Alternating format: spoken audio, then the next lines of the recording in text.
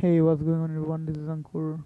तो वीडियो नहीं आने का रीज़न है कि ये जो मेरा स्कूटी है इसका रिसेंटली क्रैश हो गया है। तो उसकी वजह से बहुत दिन वीडियो नहीं आ रहा था। ये देखिए, तो ख़रीदा हुआ इसको 1 महीना भी नहीं हुआ और रिसेंटली ये एक्सीडेंट हो गया मेरा।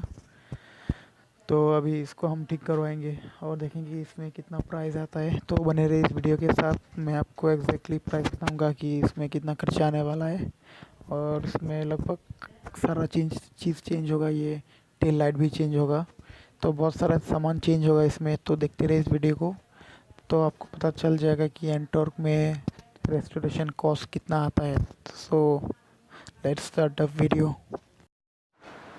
मेरा एंटॉर्क में काम शुरू हो गया है। इसका अभी फ्रंट पैनल चेंज होगा और ये देखिए, इसको अभी खोला जा रहा है। फ्रंट पैनल चेंज होगा, साथ ही साथ जैसे कि आप देख सकते हो ये कितना टूटा हुआ है, तो इसको चेंज करना पड़ा मेरे को। और ये जो 125 का जो दोनों लोग हैं वो भी चेंज होगा, और ऊपर का जो इंडिकेटर हाउसिंग है वो भी चेंज होगा साथ ही साथ। और ये सब सामान है जो कि ख़रीद के लाया गया है। अभी तकरीबन 5000 रुपीज़ का सामान है। और ये इसका पेट्रोल टैंक का कवर भी चेंज होगा।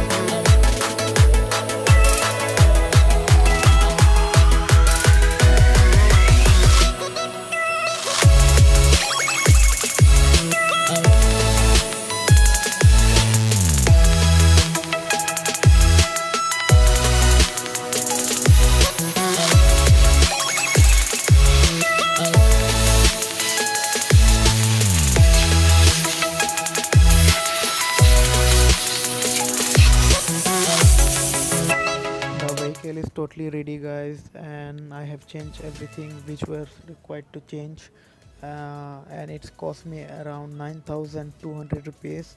And I have installed one more thing. This is the cubby hole, which become very handy whenever I go for shopping. So this is the video of ntorq restoration. I hope you like the video. If you like, then please do subscribe to my channel. I see you in the next video.